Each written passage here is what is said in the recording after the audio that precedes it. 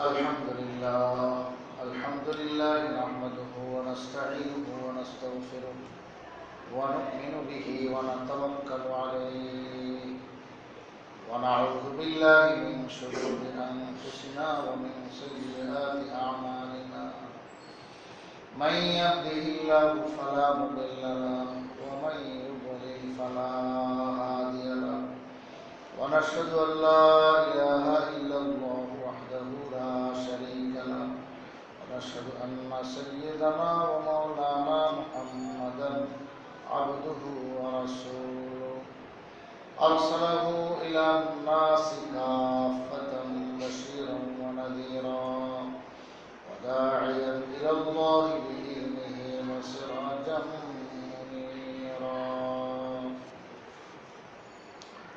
أما بعد فقد قال رسول الله صلى الله عليه وسلم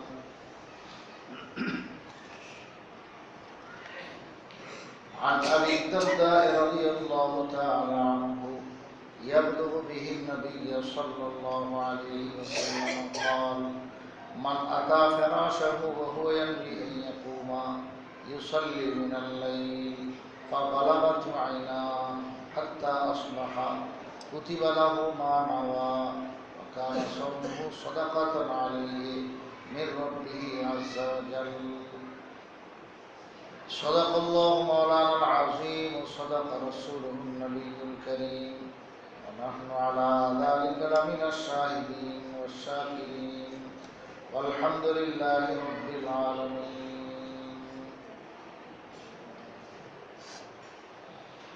মুআজ্জাজ হাজিরিন, আল্লাহ রাব্বুল আলামিনের অশেষ মেহেরবানি যে তিনি আমাদের জুমার নামাজ আদায় করতে তার ঘরে আসার তৌফিক দান করেছেন। এই জন্য দিল থেকে শুকরিয়া করি, আলহামদুলিল্লাহ।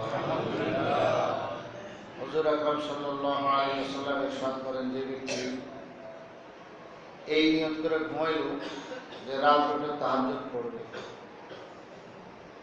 ফাগালাবাতু আইনা, কিন্তু তার ঘুম তার উপরে বিজয়ী হয়ে গেছে, গালেব হয়ে গেছে, ঘুমটা বেশি লেগে গেছে, যার কারণে হাত্তা আসবাহা, সকালই হয়ে গেল আর তাহাজ্জুদ পড়া হলো।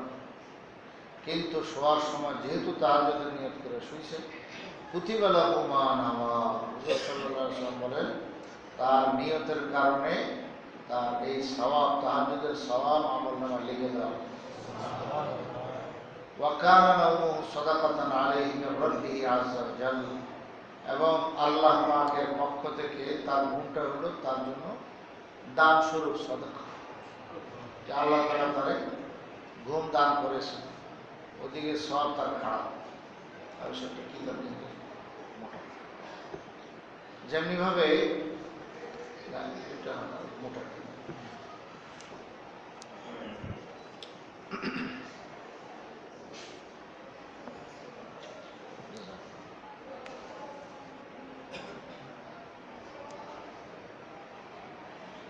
তাহলে যে ব্যক্তি তাহাজ্জুদ পড়ার নিয়ত করে ঘুমাইল, অথচ ঘুমের কারণে আর তাহাজ্জুদ পড়া হয় নাই, এমন চোখ লেগে গেছে যে সকাল হয়ে গেল। এখন তাহাজ্জুদ পড়ার নিয়ত করে শোয়ার কারণে সেই তাহাজ্জুদ যে কয় রাকাত পড়ে যা সওয়াব পাইতে, সওয়াব আল্লাহ দিয়ে দিয়েছে। সুবহানাল্লাহ। এখানে একটা প্রশ্ন জাগে যে হুজুর তাহলে তো নিয়ত করে ঘুমাইলে তাহাজ্জুদের সওয়াব পাওয়া যাবে, আর তাহাজ্জুদ তার পড়া লাগে না, কেউ ভাবতে পারে। মনে রাখবেন, এই যে বলা হয় যে এই কাজটা করলে নিয়ত করছে, তো ওই কাজ করলে যে সব পাইতে আল্লাহ সব দিয়ে দেবে, এগুলোর কি অর্থ? এগুলো ধোঁকা খাবেন না কেন? এই যে তাহাজ্জুদের নিয়ত করে ঘুমানোর কারণে অনিচ্ছাকৃত ঘুম এসে গেছে, তাহাজ্জুদ পড়ার তৌফিক হয় না, তবুও তাহাজ্জুদের সওয়াব আল্লাহ তাকে দিয়ে দিবে, তাইলে কি আমার তাহাজ্জুদের সওয়াব লাগবে না? এবং তাহাজ্জুদ পড়ায় আর কি না পড়ায় শুধু নিয়তের দ্বারা দুই সওয়াব কি এক সমান হয়ে গেল? কোশ্চিন কালে এইটা জিনিসটা বুঝে নিবেন। এটার অর্থ কি? এটার অর্থ হলো সওয়াব দুই ধরনের আছে। একটা হলো পারফেক্ট সওয়াব, মানে যেটা আমলের বিনিময়ে আল্লাহ তাআলা দিয়ে দিয়েছে, আর আরেকটা হলো সেই আমলের বিনিময়ে যেটুকু দিয়েছেন এইটুকুরে আল্লাহ তাআলা আবার বাড়াইতে থাকেন, বড় করতে থাকেন, হাজার গুণ, লাখ গুণ, কোটি গুণ হইতে থাকবে। তো এই দুই ধরনের সওয়াব আছে। কথার কথা কুল আল্লাহ শরীফ আমরা জানি 3 বার পড়লে কি হবে? 1 খতম কোরআন শরীফের সওয়াব। তো কোরআন শরীফ তাহলে কি খতম লাগবে না? 3 বার খালি কুল আল্লাহ পড়ে বস মনে করবে 1 খতম দিয়ে ফেলছে কোশ্চিন কালেও। এটা কি অর্থ তাইলে? এই অর্থ ওখানে যেরকম এখানেও এরকম, এক জায়গায় বুঝে নিলে সব জায়গায় বুঝবেন। এর অর্থ হলো যে 3 বার কুল আল্লাহ শরীফ পড়লে কথার কথা তাকে আল্লাহ তাআলা 1 লক্ষ নেকি দিবেন। একটা কথা আমি সংখ্যা বোঝাবার জন্য বলতেছি। মনে করেন 1 লক্ষ নেকি দিবেন। 1 খতম কোরআন শরীফ দিলে তাকে যদি আল্লাহ 1 লাখ নেকি দেন, তাহলে 3 বার কুল আল্লাহ পড়লে তাকে ওই 1 খতমের সওয়াব বানিয়ে কি 1 লক্ষ নেকি দেবেন। এই তো দাঁড়াইলো কথাটা। আচ্ছা, তাইলে 3 বার কোরআন শরীফ আরে কি কুল আল্লাহ শরীফ 3 বার পড়লে 1 লক্ষ নেকি পাইলাম। যে 1 লক্ষ নেকি পাওয়া যেত কি করলে? কোরআন শরীফ 1 খতম দিলে, তাই তো? কিন্তু আপনি 3 বার কুল আল্লাহ শরীফ পড়ে 1 লক্ষ নাকি পাইলেন, এটা একবারেই আল্লাহ তাআলা এত বাড়ায়া দিয়েছেন। এটা কিন্তু একবারে বোনাস, এটা এখানে সীমাবদ্ধ থাকবে। তো এটা কি কম যে 30 পারা খতম দিলে 1 লক্ষ নাকি পাইতাম? আমি কুল আল্লাহ শরীফ 3 বার পড়লে আমি পুরো 1 লক্ষ নাকি পেয়ে গেলাম। এটা কি ছোটো মোটো কথা বলেন? অনেক বড় কথা না? আল্লাহর মেহেরবানি না? অনেক মেহেরবানি। কিন্তু কোরআনে পাক খতম দিলে 1 লক্ষ নাকি যে প্রথম ঠেলা পাইলো, এটা 1 লক্ষ নাকি থাকে না। এইটা খালি বাড়তেই থাকবে, বাড়তে থাকবে। কতদিন? কিয়ামত পর্যন্ত। ওটা যে কত পরিমাণ বাড়বে এটার কোনো হিসাব নেই। তাইলে রেজাল্ট এবং নতিজা এবং ভবিষ্যৎ হিসাবে ওই সওয়াব দুইটার আমল কি থাকে না? এক সমান থাকে না। এই হলো বিষয়। আশা করি সহজে বুঝে ফেলছি। তাইলে 3 বার কুল আল্লাহ শরীফ পড়লে আমরা 1 খতমের সওয়াব পাবো। এর অর্থ এটা একবারেই আল্লাহ তাআলা আমাদেরকে এত বাড়ায় দিয়ে দিয়েছে, অনেক সওয়াব হয়ে গেছে। কিন্তু 30 পারা কোরআনে পাকের খতম দিলে যেই সওয়াবটা হবে, এটা প্রথম ঢেলে তো 1 লাখ হলো, ঠিক আছে, কিন্তু ওটা 1 লক্ষে বসে থাকবে না। ওটা পড়নেওয়ালার ইখলাসের বদৌলতে আল্লাহ তাআলা তার নেকিটাকে বাড়াইতে থাকবেন, বাড়াইতে থাকবেন। কত বাড়াবেন এর কোনো হিসাব নেই।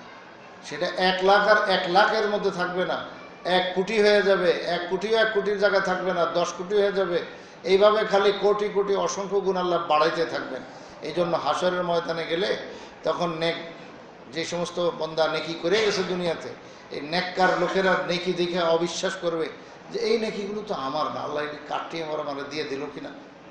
আল্লাহ তাআলা বলবেন, না, এগুলো তোমারই নেকি, তুমিই কামাইছো। এগুলো তোমার যদিও আমল ছোট ছিল, ওটাকে আমি বড় বানাইতে বানাইতে এত বিরাট বানাই ফেলেছি। আল্লাহ। তো মানুষের ইখলাসের কারণে, নিয়তের কারণে এবং নিয়তটা বড় হওয়ার কারণে তার আমল অনেক বেড়ে যায়। এই জন্য হুজুর সাল্লাল্লাহু আলাইহি ওয়াসাল্লাম বলেন, আমার সাহাবীরা 1 মুঠ কোনো চাল ডাল খেজুর আটা দান করে দিলে যেই সওয়াবটা কামাইবো, হে আমার উম্মত, তোমরা যদি তোমার নিজের মালিকানার সম্পদ সবটাই দিয়ে দাও, মানে কোটি কোটি টাকার মালিক হওয়া সত্ত্বেও সবটা দিয়ে দিছো, মনে রাখবা তারা এই যে 1 মুঠ দান করেছে, ওইটুকুর সওয়াব যা তা তুমি কোনোদিন পৌঁছতে পারবে না, ওই পর্যন্ত পৌঁছতে পারবে না। তাদেরকে ডিঙ্গায় আগে বাড়া তো দূরের কথা। ব্যাপারটা কি? ব্যাপারটা হলো তাদের ইখলাস আর আমাদের ইখলাস আসমান জমিনের তফাৎ। তো তাদের ইখলাসের কারণে ওই 1 মুষ্টি আর 1 মুষ্টি রয় নাই, এটা বিশাল বড় পরিমাণ দিলে যত হইতো ওইরকম 1 মুষ্টির দ্বারা ওই নেকি পেয়ে গেছে। এবং ওই নেকি শুধু ওই নেকির মধ্যে সীমাবদ্ধ থাকে নাই, এটা দিন দিন খালি বাড়তেই থাকছে, বাড়তেই থাকছে। এবং সাহাবীরা তো সবার আগে আসছে, এই উম্মতের প্রথম ব্যক্তিরা, তো ওনারা তো কিয়ামত পর্যন্ত সময় আরও বেশি পাইছেন। কাজেই কিয়ামত পর্যন্ত যেটা বাড়তে থাকবে, আপনি আমি আজকে মারা গেলে তো কিয়ামত পর্যন্ত আমরাও বাড়বে, কিন্তু 1,500 বছর তো কম হলো। এই 1,500 বছর ধরে তাদেরটা যে বাড়ছে, সেটা তো আর আমাদের আমল নামায় আনা সম্ভব না। এবং তারা রসুল করিম সাল্লাল্লাহু আলাইহি ওয়াসাল্লামের সোহবত প্রাপ্ত হওয়ার কারণে তাদের অন্তরের কাইফিয়ত, অন্তরের অবস্থা, দিলের অবস্থা এটা এত উন্নত ছিল যে ওই উন্নত অবস্থা নিয়ে তারা দান করেছেন। এই জন্য 1 মুষ্টি খেজুর, 1 মুষ্টি আটা, 1 মুষ্টি গম, এইটা 1 মুষ্টি চাউল, এটা যে আল্লাহ রাস্তায় দান করেছেন, দেখতে দেখা যায় 1 মুঠ, আসলে এটা আল্লাহ পাকের দরবারে সেই উহুদ পাহাড় পরিমাণ স্বর্ণ, যে ওইটার চেয়ে তো আরো ভারী, আরো বেশি। সুবহানাল্লাহ।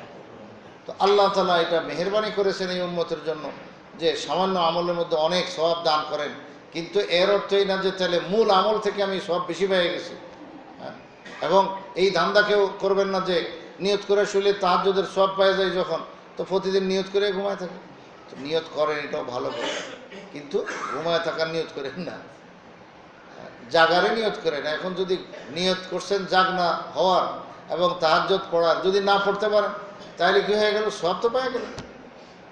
এটাও তো কম কথা নাকি? অনেক বড় সওয়াব পেয়ে গেলেন। আর তাহাজ্জুদ পড়ে ফেললে সেটার সওয়াব তো খালি বাড়তে থাকবে, এটা তো ওই জায়গায় সীমাবদ্ধ থাকবে না। তো ওইটা কি পরিমাণ সওয়াব হবে সেটা কোনো তুলনা বলা যায় না। আল্লাহু আকবার।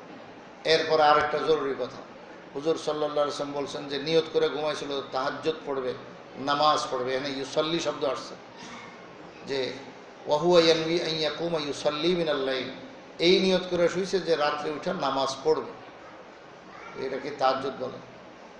তো মনে রাখতে হবে 2 রাকাত পড়া বা সর্বোচ্চ 8 রাকাত হলো তাহাজ্জুদ। তাহাজ্জুদ কয় রাকাত? সর্বোচ্চ হলো 8 রাকাত, আর একবারের নিচে কমপক্ষে 2 রাকাত। 2 রাকাত পড়লেও তাহাজ্জুদের নিয়তে ইনশাআল্লাহ তাহাজ্জুদ আদায় হবে, কিন্তু 8 রাকাত হলো হুজুর সাল্লাল্লাহু আলাইহি ওয়াসাল্লামের সর্বদা আমল। রমজানেও আল্লাহ রসুল সাল্লাল্লাহু আলাইহি ওয়াসাল্লাম তাহাজ্জুদ 8 রাকাত আদায় করতেন, এবং রমজানের বাইরে তো 8 রাকাতই ছিল। রমজানই তো মিটারটা বাড়ানোর বিষয় ছিল, যে এত পবিত্র মূল্যবান সময় পাইছেন আল্লাহ রসুল, আখেরি রাত্র, সেহরির টাইম, দোয়া কবুলের টাইম, রমজানের রাত্র, কত বরকত আর বরকত। সেই হিসাবে তো তাহাজ্জুদের মিটার রসুল সাল্লাল্লাহু আলাইহি ওয়াসাল্লাম রমজানে অনেক বাড়ানোর কথা। 11 মাস যেরকম তার সাথে বেশি পড়ার কথা। আম্মা জান আয়েশা রাদিয়াল্লাহু আনহা বলছেন না, উনি রমজান আসলো ওই 8 রাকাতেই পড়তেন। তো এটা তারাবির কথা কয় নাই, কিন্তু কিসের কথা বলছেন? তাহাজ্জুদের কথা।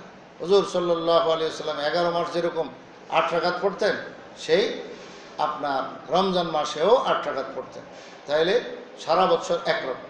তা এখন শুনেন, সারা বছর কি তাহাজ্জুদ পড়ে, তারাবি পড়ে নাকি? সারা বছর কি পড়ছে? সেটা তাহাজ্জুদে পড়ছে। আর ওই তাহাজ্জুদ 8 রাকাতের কথা আসছে, এটা রমজানে আসলে এটার নাম কি তারাবি হয়ে গেছে না? এটার নাম তারাবি না, তারাবি ভিন্ন আরেক জিনিস। ওটাই তো হুজুর সাল্লাল্লাহু আলাইহি ওয়াসাল্লাম বলছেন, আল্লাহ তোমাদের জন্য এক জিনিস দিয়েছে আর আমি রসুল বাড়তি আরেক জিনিস লাগাই দিচ্ছি। দেখেন, বাড়তি জিনিস বলছে, ইন্নাল্লাহ কাদ ফারাজা সিয়ামাহু, ইন্নাল্লাহ কাদ ফারাজা আলাইকুম সিয়ামাহু ওয়া সানানতু লাকুম কিয়ামাহু। হুজুর সাল্লাল্লাহু আলাইহি ওয়াসাল্লাম বলছেন, আল্লাহ তোমাদের জন্য দিনের বেলা রোজা রাখা ফরজ করেছেন, আর রাত্রেবেলা আমি রসুল নিজে একটা বাড়তি আমল উম্মতের জন্য সুন্নত জারি করে দিয়েছি। সুন্নত মানে নিয়ম পদ্ধতি, আমি নতুন একটা জিনিস জারি করে দিয়েছি। তো এখন দেখেন, তাহাজ্জুদেই যদি উদ্দেশ্য হইতো তাইলে এটা রসুল বাড়াইছেন কই? এটা তো আল্লাহ অর্ডার দিয়ে রাখছেন। এবং রসুল সারা বছর তাহাজ্জুদ পড়েন, রমজানেও পড়েন, তো এটা নতুন বাড়তি কিছু তো হইল না, তো আগের জিনিস। এই কথায়ও প্রমাণ করে যে তারাবি আসলে আলোক আরেক জিনিস আছে। অনেকে না বুঝে মনে করছে ওই তাহাজ্জুদের কথাই বুঝি কইছে, না না, এটা তারাবির কথা কইছে, তারাবি ভিন্ন জিনিস। তো যাই হোক, হুজুর সাল্লাল্লাহু আলাইহি ওয়াসাল্লাম বলেন, আমি আমার পক্ষ থেকে এটা বাড়তি একটা জিনিস তোমাদের জন্য আমি লাগাই দিলাম, তবে এটা সানান্তু ফরজ না, এটা আমি তোমাদের জন্য সুন্নত হিসাবে রাখছি, ফরজ হিসাবে। ফরজ হিসাবে এটা উম্মতের জন্য কঠিন হইতো, তো সুন্নত হিসাবে আসে। এই জন্য আমল না করতে পারলে তারাবি যদি ছুটে যায় তো সুন্নত ছুটে গেল, কিন্তু ছাড়া ঠিক না। সুন্নতে হইলে কি হবে? রমজানের কারণে এই সুন্নতের দাম আল্লাহর দরবারে অনেক বেশি। যাই হোক, তাইলে তাহাজ্জুদ এটা আল্লাহর পক্ষ থেকে নির্ধারিত আছে, এটা রসুলের পক্ষ থেকে না। আর তারাবি এটা রসুলের পক্ষ থেকে, ঘোষণা রসুলের পক্ষ থেকে। যদিও রসুল নিজের থেকে তো আর কিছু বলেন না, সে আল্লাহর ইশারাই বলেন, ঘুরে ফিরা গোড়া তো আল্লাহর কাছেই। কিন্তু রসুল এইভাবেই বলেছেন যে এটা আমি আমার পক্ষ থেকে বাড়াই দিছি, সানানতু লাকুম কিয়ামাহু। যাই হোক, তো তাহাজ্জুদ হুজুর সাল্লাল্লাহু আলাইহি ওয়াসাল্লাম 8 রাকাত পড়তেন, সারা বছর এই নিয়ম ছিল। এখন অসুস্থ যখন হয়ে গেছেন, বৃদ্ধ কালে যখন শরীর অনেক ভারী হয়ে গেছে, অসুস্থ হয়ে গেছে, পড়তে পারেন না, তখন 4 রাকাতও হুজুর সাল্লাল্লাহু আলাইহি ওয়াসাল্লাম পড়েছেন। তো এখন উম্মতের কেউ যদি 2 রাকাত নামাজ যদি তাহাজ্জুদের নিয়তে পড়ে, তবুও তাহাজ্জুদ পড়ছে বলে, তাহাজ্জুদ সে আপনার আদায় করেছে বলে আল্লাহর দরবারে গণ্য হওয়া। এখন কমপক্ষে তাহাজ্জুদ 2 রাকাত পড়বেন, আর 8 রাকাত হলো সর্বোচ্চ। বাস কম পকেটটা না থেকে একটু আগে বাড়ার চেষ্টা করেন। 2 রাকাত পড়ছেন তো আরও 2 রাকাত পড়েন, 4 রাকাত হয়ে গেল। এবার হিম্মত করে আরও 2 রাকাত পড়েন, 6 রাকাত হয়ে গেল। আর যদি সম্ভব না হচ্ছে একটুকে থাক, আর হিম্মত হলে আরও 2 রাকাত পড়েন। ছোটো ছোটো সুরে দিয়ে পড়লে হবে, কোনো অসুবিধা নেই। সেই ওয়াল আসরা নিন্না তাই না, কথার কথা, ছোটো ছোটো সুরা। তো এগুলো দিয়ে পড়া হলে 2 রাকাত 2 রাকাত করে 8 রাকাত একেবারে অল্প সহজেই হয়েই যায়। তো 8 রাকাত পড়বে। আচ্ছা, এবার যে কথাটা নতুন খেয়াল করার মতো বিষয়, যেটার জন্য কথাটা বললাম, সেটা হলো যে এই তাহাজ্জুদ শুধু নামাজ পড়াকেই বলে না, নামাজের মধ্যেই শুধু তাহাজ্জুদ সীমাবদ্ধ না, এই কথাটা মনে রাখুন। তাহলে তাহাজ্জুদ কি? তাহাজ্জুদ এটা হলো সর্বোত্তম তরিকা, যেটা রাসূল শিখিয়েছেন, নামাজ পড়া। আর নামাজ ছাড়াও দোয়া কালামের দ্বারা তাহাজ্জুদ আদায় হয়। যে আপনি উঠতে পারলেন না, শীতের মধ্যে কথার কথা, খুব শীত লাগে শরীর, হ্যাঁ, আপনার কুলাবে না, আপনার যে বয়স, এখন সেই বয়সে আপনি উজু কইরা এরপরে নামাজ পড়া আপনার পক্ষে হিম্মত হইতেছে। তো আপনি শুয়ে শুয়ে চোখ যখন খুলে গেছে, ঘুম যখন ভেঙে গেছে, এখন দোয়া কালাম ইস্তেগফার যা পড়বেন, কালিমায়ে তয়্যিবার জিকির করবেন, শুয়ে শুয়ে সুবহানাল্লাহ আলহামদুলিল্লাহ বলবেন, এগুলো সব তাহাজ্জুদের অন্তর্ভুক্ত হবে এবং তাহাজ্জুদ গুজারদের অন্তর্ভুক্ত হবে এই ব্যক্তি। আল্লাহ পাকের নাম নিলে ওই সময় বেশি আল্লাহ তাআলা গ্রহণ করেন, কবুল করেন। বিশেষ করে ইস্তেগফার, মাফ চাওয়া আল্লাহ পাকের কাছে। শেষ রাত্রে আপনি শুয়ে শুয়েই, উজু করা লাগবে না, উজু ছাড়াই আল্লাহ অনুমতি দিয়েছেন। আপনার যদি একটু হিম্মত না হয়, তাই শুয়ে শুয়েও আপনি এই তাহাজ্জুদ আদায় করতে পারেন, এটাও তাহাজ্জুদের অন্তর্ভুক্ত। তো জিকির আজকার করা হলো, তাসবিহ তাহলিল পড়া হলো, এরকমভাবে ইস্তেগফারের মূল্য সবচেয়ে বেশি। আল্লাহর কাছে মাগফিরাত তলব করা হলো, কারণ ওই রাত্রের এই শেষ টাইমটাই আল্লাহ তাআলা রাখছেন হলো বন্দার গুনাহ খাতা মাফ করার জন্য। এবং আল্লাহ তাআলা নেক বন্দাদের প্রশংসা করেছেন, ওয়াবিল আসহারি হুম ইস্তাগফিরুন, যে নেক বন্দারা কারা? তারা শেষ রাত্রে সেহরির টাইমে আল্লাহ পাকের কাছে মাগফিরাত তলব করে। এবং আল্লাহ তাআলা প্রতি রাত্রেই বন্দাদেরকে ডাকতে থাকেন, কে আসো আমার কাছে ক্ষমা, হ্যাঁ, তলবগার, ক্ষমা, তুমি তলবগার, ক্ষমা তলব করতেছো, আমার কাছে চাও, আমি তো দেওয়ার জন্য প্রস্তুত। তো আলামিন মুস্তারজিকিন, আলামিন মুস্তাগফিরিন, আলামিন মুস্তারজিকিন, আলামিন মুবতালান ফাউআফি, এরকম অনেক শব্দে আল্লাহ তাআলা ডাকতে থাকেন যে কে আছো গুনাহগার, আমার কাছে গুনাহ মাফ চাও তো আমি মাফ করে দেব। কে আছো কোনো বিপদগ্রস্ত, অসুস্থ, তো তোমার এই অসুস্থতা এগুলো তুমি আমার কাছে বলো, তো আমি তোমাকে সুস্থ করে দিব।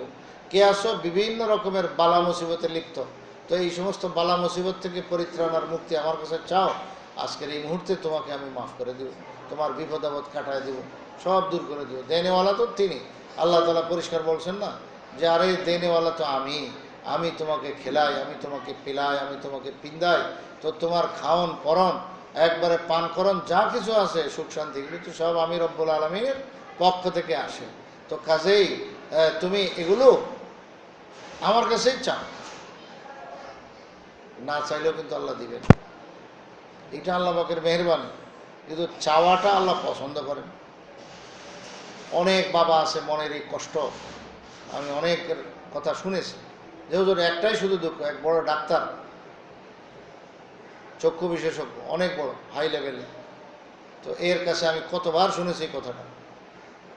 সেই ডাক্তার বলে, হুজুর আমার জীবনে কোনো দুঃখ নেই, একটাই দুঃখ আছে। কি? আমার ছেলে দুইজনের কথা আমার মনে আছে, দুইজন তারা মাদ্রাসায় পড়ে, আলেম মানুষ হইতেছে, এখন হয়তো পড়াশোনা শেষ, কয়েক বছর আগেও শুনেছি যে এরা জীবনে হুজুর আমার কাছে একটা টাকাও চায় না, আমি একটা বড় কষ্টও পাই যে হুজুর আল্লাহ আমাকে এত টাকা পয়সা দিছে, তো এরা কোনো দিন আমার কাছে যে আব্বু আমার এই প্রয়োজন, আমার এই কয়টা টাকা দেয়, কোনো দিন চায় না। তো আমি বললাম যে দেখেন এইটাই আল্লাহ পাক, হ্যাঁ, চান যে বন্দা একটু খালি বলতো, না বললে আল্লাহ তাআলা অসন্তুষ্ট হইতেছে। তো এটার নজির তো মানুষের মধ্যেও পাওয়া গেল যে বাবা চায় যে তার সন্তান তার জরুরতের কথা আমাকে বলুক, যে আব্বু আমার এই বিষয়ে এত টাকা লাগবে, আচ্ছা ঠিক আছে দিতেছে, এই দেওয়ার মধ্যে এক শান্তি আছে। কিন্তু প্রত্যেক বাবা, প্রত্যেক মা তার সন্তানকে না চাইলেও তো দেয়, কিন্তু ওই দেওয়ার চাইতে এইরকম চায়া নিলে তখন মা বাবা অনেক খুশি থাকে, অনেক খুশ লাগে। আরে ভাই, সেই মা বাবার কয় টাকার মালিক আর কতটুকু আছে তার কাছে খাজানা, আর আল্লাহ রব্বুল আলামিন তো আল্লাহ রব্বুল আলামিন, তার কাছে তো তামাম সব খাজানা, আসমান জমিনের সব কিছুই তিনি মালিক। তা এখন তিনি সবাই দেন দিবে? কাফের বেঈমান যে কোনোদিন আল্লাহকে ডাকে না তাকেও তো আল্লাহ দিতেছেন, যে সম্পূর্ণ আল্লাহ পাকের বিরুদ্ধে তাকেও তো আল্লাহ পাক দিতেছেন, কিন্তু ওই বেশ কম হচ্ছে। তো ইমানদার যখন আল্লাহ পাকের কাছে চায় যে আল্লাহ তুমি আমার এই মুসিবত হটায় দাও, আয় আল্লাহ আমি এই পেরেশানিতে আছি তুমি দূর করে দাও, তো আল্লাহ তাআলা বড় খুশি হন। এবং সবচেয়ে বড় খুশি হলো এই শেষ রাত্রে গুনাহ খাতা মাফ চাওয়ার কথা, যে যত গুনাহ খাতা মাফ চাইবে আল্লাহ তাআলা ততই বেশি খুশি হন এবং মাফ করে দেন। মাফ করেনেওয়ালা তো তিনি একমাত্র। হাশরের ময়দানে কত মানুষকে আল্লাহ তাআলা জাহান্নামে দিবেন শুধু এই অপরাধে, যে এই নালায়েক কোনো দিন একটু বললো না যে আল্লাহুম্মা গফিরলি, যে আল্লাহ তুমি আমাকে মাফ করে দাও। সে এত মুস্তাগনি বেনিয়াস যে আমার কাছে মাফ চাইলো না, সে তার মাফের দরকার নেই। আল্লাহ তাআলা এই কারণে অনেক মানুষকে শাস্তি দিবে, যে সে কেন আল্লাহুম্মা গফিরলি বা রব্বি গফিরলি, যে আল্লাহ তুমি আমাকে মাফ করে দাও, এই কথাটা কেন বললো না। তো এই কারণে আল্লাহ তাআলা অনেক সাজা দিবে। আর বিশেষ করে এই রাত্রের যে অচেতন অবস্থা, ঘুমন্ত অবস্থা, অলসতা এবং গাফলতের অবস্থা, এই সময় আল্লাহর বান্দা যদি আল্লাহর কাছে মাফ চায় তো এটার দাম আল্লাহ পাকের দরবারে অনেক বেশি। এবং ওইটাই হাদিসে এখানে বলা হইল যে হুজুর সাল্লাল্লাহু আলাইহি সাল্লাম বলেন, তাহাজ্জুদ পড়ার নিয়ত করে শুইছে, যদি ঘুমের কারণে তাহাজ্জুদ পড়া নাও হয় তবু আল্লাহ তাআলা তাহাজ্জুদের সওয়াব তার আমলনামায় লিখে দিবেন, এবং ঘুমটা হবে আল্লাহ পাকের পক্ষ থেকে তার জন্য আতিয়া এবং বোনাস। এটা হলো বাড়তি জিনিস, আল্লাহর নেয়ামত সে পেয়ে গেছে। তাহলে ঘুমও গেল, আবার এদিকে সওয়াবও পাইল। আর তাহাজ্জুদ শুধু নামাজের মধ্যেই সীমাবদ্ধ না, নামাজ যেরকম পড়লে তাহাজ্জুদ হইল, এটা সবচেয়ে বড় উত্তম তরিকা, যেটা রাসূল সাল্লাল্লাহু আলাইহি ওয়াসাল্লাম আজীবন আমল করে দেখাইছেন। আর দোয়া পড়া, ইস্তেগফার করা, মাগফিরাত তলব করা, এগুলো অনেক বড় তাহাজ্জুদের রূপ। এই রূপেও তাহাজ্জুদ আদায় করা যাবে। তো এই জন্য বুড়ো মানুষ, বয়স্ক মানুষ, অসুস্থ মানুষ যদি এই বার্ধক্যজনিত কারণে, এরকমভাবে অসুস্থতার কারণে, বা একবারে এটুক তো থাকবে মানুষের গাফলতের কারণে, উঠতে মনে চায় না, অলসতা লাগে, এই অলসতার কারণেও হোক, যে কোনো কারণে উঠতে পারলো না, যদি এখানে আল্লাহ পাকের নাম নিয়ে জিকির আজকার তসবিহ তাহলিল ইস্তেগফার করে তো আল্লাহ তাআলা বড় খুশি হন, এবং এইটাও তার তাহাজ্জুদের অন্তর্ভুক্ত আল্লাহ তাআলা করে দেন। সুবহানাল্লাহ। এরপরে আরেকটা হাদিস, এতক্ষণ ইখলাস সম্পর্কে কথা গেল, যে এগুলো ইখলাসের পরিচয়, যে মানুষ সত্যি নিয়ত যদি করে যে আমি তাহাজ্জুদ পড়বো, এই নিয়ত করে ঘুমায়, তো আল্লাহ তাআলা এই ইখলাসের বদৌলতে তাকে তাহাজ্জুদের সওয়াব দিয়ে দেন। এবার উল্টা, ইখলাস ছাড়া যদি কোনো কাম করে তাহলে বড় বিপদ।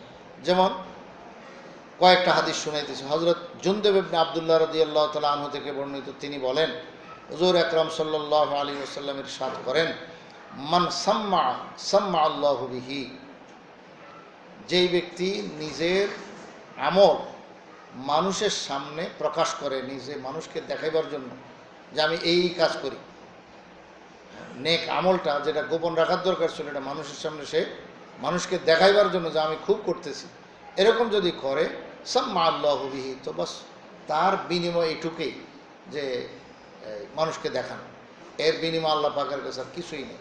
ওমা ইউরা ইল্লাহু বিহি, যে রিয়া এবং মানুষকে লোক দেখানোর উদ্দেশ্যে কোনো কাজ করে তো আল্লাহ তাআলা তার জাযা এইটুকুই রাখছেন, এর পর বিনিময়ে আখিরাতে কিছুই পাবে না সে। হুজুর সাল্লাল্লাহু আলাইহি ওয়াসাল্লাম আরেক হাদিসে বলেন, মান তাহাব্বাবা ইলান নাস বিমা ইউহিব্বুন ওয়া বারাজাল্লাহু বিমা ইয়াকরাহুন লাকিয়াল্লাহু ওয়া হুয়া আলাইহি গাযবান। মান তাহাব্বাবা ইলান নাস বিমা ইউহিব্বুন, মানুষের কাছে যেই কাজ করলে মানুষ পছন্দ করবে, শুধু মানুষকে দেখাইবার জন্য, মানুষের কাছে প্রিয় হওয়ার জন্য সে ওই কাজ করতেছে, আর আল্লাহর সঙ্গে তার ব্যক্তিগত সম্পর্ক হলো খারাপ, আল্লাহর সাথে সম্পর্ক তার ভালো রয় নাই, তাইলে লাকিয়াল্লাহু ওয়া হুয়া আলাইহি গাযবান, আল্লাহ তাআলার সঙ্গে পরকালে মিলিত হবে এই অবস্থায় যে আল্লাহ তাআলা তার উপরে থাকবেন পূর্ণই অসন্তুষ্ট। নাউযুবিল্লাহ, পূর্ণ অসন্তুষ্ট, বহুত অসন্তুষ্ট। আর এক হাদিসে হুজুর সাল্লাল্লাহু আলাইহি ওয়াসাল্লাম ইরশাদ করেন, মান সামা ইউরাই ফাকাদ আশরাকা, যে রোজা রাখলো মানুষকে দেখাইবার জন্য যে মানুষ আমাকে রোজাদার বলবে, তাইলে সে শিরিক করল, সে শিরিক করলো, আল্লাহর সঙ্গে গায়রুল্লাহকে শরীক করল। ওমান সাল্লা ইউরাই ফাকাদ আশরাকা, যে নামাজ পড়লো মানুষকে দেখাইবার উদ্দেশ্যে, তাইলে সে আল্লাহ তাআলার সঙ্গে শিরিক করলো গায়রুল্লাহকে। ওমান তাসাদ্দাকা ইউরাই ফাকাদ আশরাকা, যে ব্যক্তি সদকা করলো মানুষকে দেখাইবার জন্য, তাহলে সেও শিরিক করল। নাউযুবিল্লাহ। মানে আল্লাহর জন্য তো বন্দিগি হইতে হবে। এখন বন্দিগিটা কার জন্য সে করলো? মানুষকে দেখাবার জন্য। তাইলে মানুষকে সে খোদা বানায় ফেললো না? যে সন্তুষ্ট করার দরকার ছিল আল্লাহকে, সে সন্তুষ্ট করে মানুষকে ইবাদত দিয়া। আর একটা হলো আতিয়া দিয়া, তার বিপদের সহযোগিতা করে তাকে খুশ করা, ওটা তো আল্লাহর হুকুমেই করবে সে, সেটা না। সেটা তো ঠিকই আছে, আল্লাহর বন্দাকে খুশ করলে আল্লাহ তাআলা খুশি হন, সেটা আরেক কথা। কিন্তু যেই ইবাদত একমাত্র আল্লাহর জন্য সীমাবদ্ধ খাস, সেটা কইরা যদি উদ্দেশ্য হয় মানুষকে খুশি করা, নাউযুবিল্লাহ, তাহলে যেন সে খোদা দুইজন মানলো, এক আল্লাহ, আর একজন হলো ওই যে যাকে খুশি করাবার বা যাদেরকে খুশি করাবার উদ্দেশ্য থাকে তাদেরকেও যেন খোদা মানলো, তাদের জন্য ইবাদত করলো। নাউযুবিল্লাহ। চাই রোজা হোক, নামাজ হোক, অন্যান্য ইবাদত হোক। আল্লাহু আকবার। আরেক হাদিসে হুজুর সাল্লাল্লাহু আলাইহি ওয়াসাল্লাম ইরশাদ করেন, হযরত সাদ্দাদ বলেন যে আমি একবার হুজুর সাল্লাল্লাহু আলাইহি ওয়াসাল্লামের কাছে বসা ছিলাম। ইজ রাআইতু বিওয়াজি আমরান সাআনি ফাকুলতু বিআবি ওয়া উম্মি ইয়া রাসূলুল্লাহ মাল্লাযী আরা বিওয়াজিক। হযরত সাদ্দাদ ইবনে আউস রাদিয়াল্লাহু তাআলা আনহু প্রসিদ্ধ সাহাবী, তিনি বলেন হুজুর সাল্লাল্লাহু আলাইহি ওয়াসাল্লামের মজলিসে আমি একদা বসা ছিলাম। এরই মধ্যে দেখলাম যে হুজুর সাল্লাল্লাহু আলাইহি ওয়াসাল্লামের চেহারা একটু বিবর্ণ, চেহারা মলিন হয়ে গেছে। তো আল্লাহ রসুল নবী তো তিনি চেহারা বিবর্ণ হয়ে যাওয়া, মলিন হয়ে যাওয়া, এটার লক্ষণ ভালো না, খুবই খারাপ। ওই সাহাবী পেরেশান হয়ে বলতেছেন যে ইয়া রাসূলুল্লাহ, আমার মা বাপ সব আপনার জন্য উৎসর্গ, ইয়া রাসূলুল্লাহ আপনার চেহারা মলিন কেন? মাল্লাযী আরা বিওয়াজিকা, আপনার চেহারায় কেন আমি এত মলিনতা দেখতেছি, ব্যাপার কি? আল আমরুন তাখাওয়াফু আলা উম্মতি মিন বাদি। হুজুর সাল্লাল্লাহু আলাইহি ওয়াসাল্লাম বলেন, হ্যাঁ মলিন তো হবেই। আমি একটা বিষয়ে বড় আশঙ্কা করতেছি আমার উম্মতের উপর। আমি দুনিয়া থেকে চলে গেলে আমার উম্মতের উপর আমি একটা জিনিস আশঙ্কা করতেছি। সেই উম্মত খারাপ হয়, আমরাই তো। কি আশঙ্কাটা? কুলতু ওয়া মা হুয়া, ইয়া রাসূলুল্লাহ সেই আশঙ্কা কি জিনিসের? ক্বালা আশ-শিরকু ওয়া শাহওয়াতুন খাফিয়্যা। দুইটা জিনিস, একটা হলো শিরিক, আল্লাহর সঙ্গে শিরিক করা, আর দ্বিতীয় নম্বর হলো শাহওয়াতুন খাফিয়্যা, সূক্ষ্ম শাহওয়াত, মনের ইচ্ছা, সূক্ষ্ম গোপন মনের ইচ্ছা। হযরত সাহাবী আব্দুল্লাহ ইবনে সাদ্দাদ ইবনে আউস রাদিয়াল্লাহু তাআলা তিনি বলেন, কুলতু ইয়া রাসূলুল্লাহ আতুশরিকু উম্মাতুকা মিন বাদিকা। আশ্চর্য বলেন, ইয়া রাসূলুল্লাহ আপনি শিরিক থেকে মুক্ত করার জন্য এই উম্মতের পিছনে কি পরিমাণ মেহনত করেছেন, এর কোনো শেষ নাই। দীর্ঘ নবুয়তের শুরু থেকে এই পর্যন্ত, নবুয়তের শেষ পর্যন্ত কয় বছর ভাই? 23 বছর। তো এত বছর মেহনত করে মানুষকে তাওহীদের উপরে উঠাইছেন, শিরিক মুক্ত বানাইছেন। এই মানুষগুলো আপনার পরে আবার শিরিক করবে কেউ? এটা কি বলেন ইয়া রাসূলুল্লাহ? ক্বালা ইয়া সাদ্দাদ আমা ইন্নাহুম লা ইয়াবুদুনা শামসান ওয়ালা কামারান ওয়ালা ওয়াসানান ওয়ালা হাজারান ওয়ালাকিন ইউরাউনা আন-নাসা বিআমালিহিম। হুজুর সাল্লাল্লাহু আলাইহি ওয়াসাল্লাম বলেন, দেখো শিরিক করার তুমি তো ভয় পেয়ে গেছো যে আমার পরে বোধহয় মানুষ চন্দ্রের পূজা করবে, সূর্যের পূজা করবে, গাছের মাছের পূজা করবে। না, আল্লাহ রাসূল বলেন যে চন্দ্রের পূজা করবে না, সূর্যের পূজা করবে না, তারপরে কোনো পাথরের পূজা নয়, কোনো গাছের পূজা নয়। আসলে কি জিনিসের পূজা? ওয়ালাকিন ইউরাউনা আন-নাসা বিআমালিহিম। কিন্তু আসল ব্যাপার হলো যে মানুষকে দেখাইবার উদ্দেশ্যে সে আমল করবে, নেক আমল, যেটা আল্লাহর জন্য একমাত্র করার নিয়ম ছিল, বিধান ছিল, হুকুম ছিল, সেই আমল সে করবে মানুষকে দেখাইবার জন্য। তো নেক আমল যদি মানুষকে দেখাবার জন্য করে, এটাই হলো শিরিক। কুলতু ইয়া রাসূলুল্লাহ আর রিয়াউ শিরকুন হুয়া? ক্বালা নাআম। ইয়া রাসূলুল্লাহ মানুষকে দেখাবার জন্য কোনো কিছু করলে এটা কি শিরিক? হুজুর সাল্লাল্লাহু আলাইহি ওয়াসাল্লাম, হ্যাঁ এটা শিরিক। কুলতু ফামা শাহওয়াতুল খাফিয়্যা। তাহলে হুজুর আপনি যে বললেন যে একদম গোপন সূক্ষ্ম যে অন্তরের খায়েশাত শাহওয়াত, সেটা কি জিনিস? ক্বালা ইউসবিহু আহাদুকুম সাইমা ফাতারিজু লাহু শাহওয়াতুন মিন শাহওয়াতিদ দুনিয়া ফায়ুফতিরু। একবারে সূক্ষ্ম খাহেশ, সেটা কি জানো? সেটা হলো কোনো মানুষ আল্লাহকে সন্তুষ্ট করার জন্য রোজার নিয়ত করেছে, নফল রোজা নিয়ত করেছে, নফল রোজা, পরে সে কোনো লোভনীয় কিছু সামনে পেয়ে গেছে, লোভনীয় কিছু পেয়ে গেছে, বাস হ্যাঁ রোজা শেষ, হ্যাঁ রোজা শেষ, ভেঙে গেছে। এইটাও এখলাসের পরিপন্থী, এটাও শিরিক। আল্লাহ রসুল সাল্লাল্লাহু আলাইহি ওয়াসাল্লাম বলেন এটাও গোপন শিরিক, সূক্ষ্ম শিরিক, সূক্ষ্ম খাহেশ। এই খাহেশ এটা উচিত হয় না। তুমি নিয়ত কেন বদলায় ফেলছো? রোজার নিয়ত যখন করছো তাহলে সন্ধ্যা পর্যন্ত থাকো, রোজাটা ভাঙো না। যদিও বিশেষ ক্ষেত্রে আবার শরীয়তে হুকুম দিছে ভাঙ্গা, সেটা হলো আরেকজনের মন রক্ষার্থে। নফল রোজা রাখছে, এখন আরেকজনের মন মানে হলো যেমন মেহমান আসছে, মেহমানের খাতিরে মেহমান খাইতেছে না তাকে দস্তরখানে না পাই, এবং তার সঙ্গেই খাইতেছে যে আপনিও খাবেন আমিও খাবো। তো এখন ওই সময় যদি তার খাতিরে রোজা ভেঙে ফেলে কিছু না বলে, তো এটা শরীয়ত বলে যে ঠিক আছে তুমি ভাঙ্গো, তবে পরবর্তীতে কাজা করতে হবে, ভাঙ্গার অনুমতি আছে। এটা হলো কোনো মেহমানের একরামার্থে, মেহমানের সম্মানার্থে, তাহলে রোজা ভাঙবো, ওটা শরীয়তের বিধান আছে যে ভাঙ্গো তুমি। আর এমনি কোনো মেহমান আসছে এমন কোনো ব্যাপার না, আরেকজনকে সন্তুষ্ট করার কোনো বিষয় না, বস নিজে মন চাইছে তো খানা সামনে আসছে, মজার মজার খানা তো খেয়ে ফেলছে, অথচ নফল রোজার নিয়ত ছিল। তো এটা হলো শাহওয়াতুন খফিয়া, একবারে গোপন সূক্ষ্ম শাহওয়াত, এবং আপনার সেই মন চাহি। তো এই মন চাহি জিন্দিগি সে এখানে কাটানো শুরু করলো। আরে ভাই তুমি এই টাইমটা তো আল্লাহর জন্য ওয়াদাবদ্ধ হয়েছ, রোজা রাখার নিয়ত মানে কি আল্লাহর সঙ্গে চুক্তি করে ফেলছো, তো সেই চুক্তি কেন ভঙ্গ করলো? তো হুজুর সাল্লাল্লাহু আলাইহি ওয়াসাল্লাম বলেন এমনটা আমার আশঙ্কা লাগে। আল্লাহু আকবার।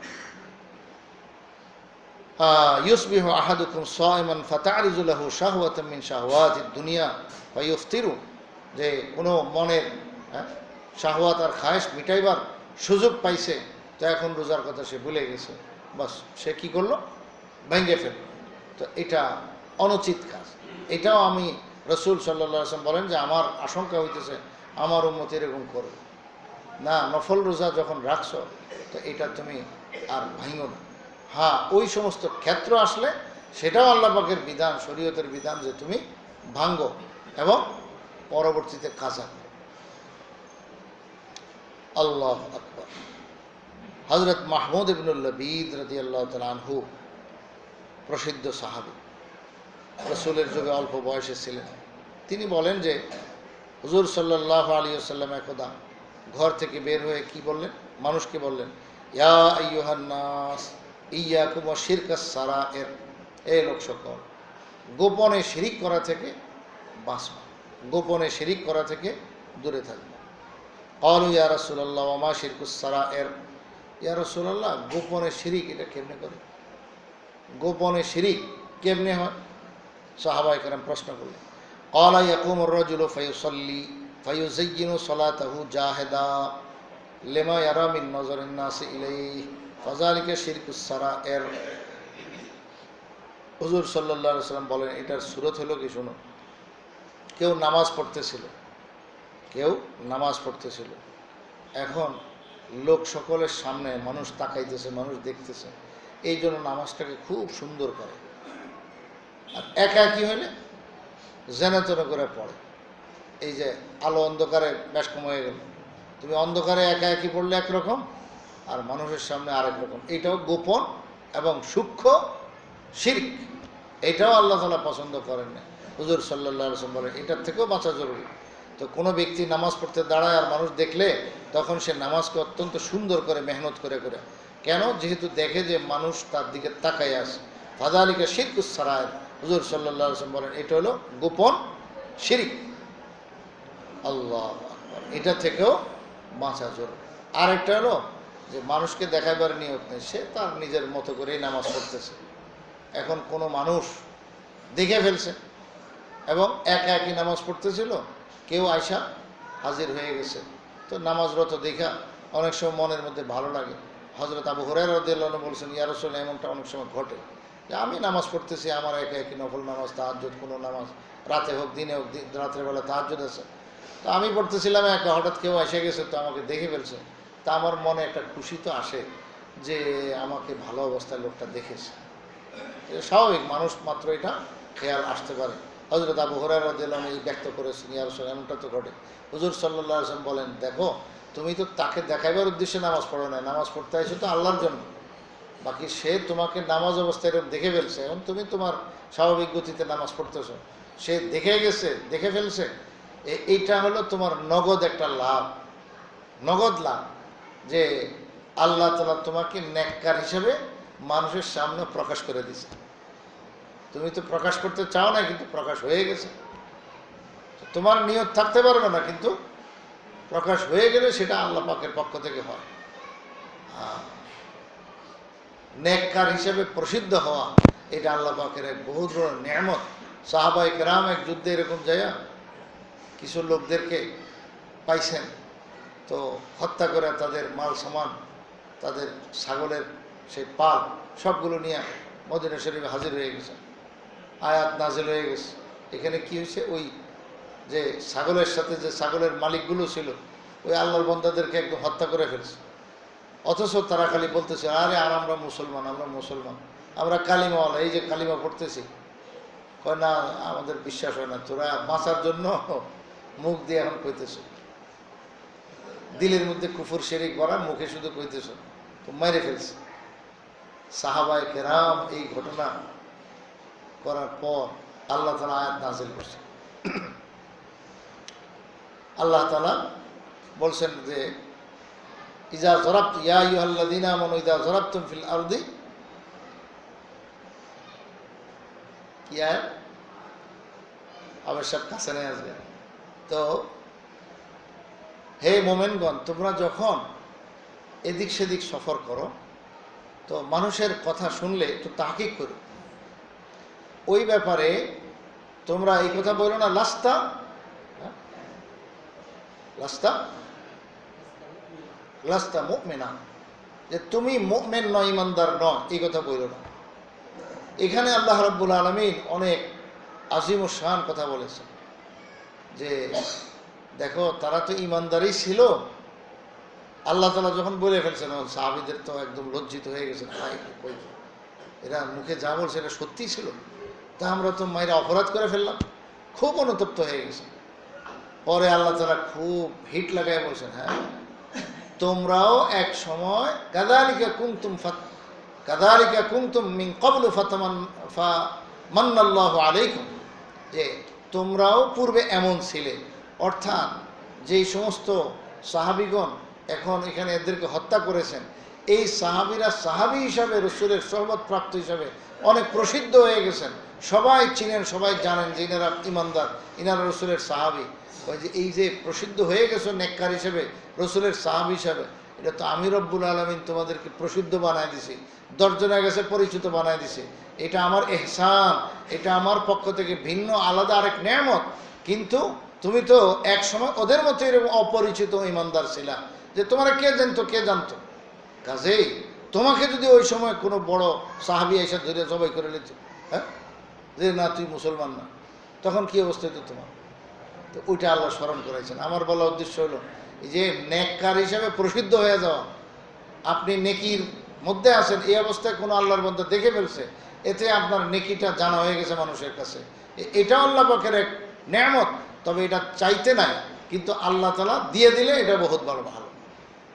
এবং নেককার হিসেবে প্রসিদ্ধ হয়ে গেলে তখন নেকি আরো বেশি করা চাই, নেকির উপরে মজবুত থাকা চাই। ইমাম আবু হানিফা রাহমাতুল্লাহ রাত্রে ঘুমাইতে পারতেন।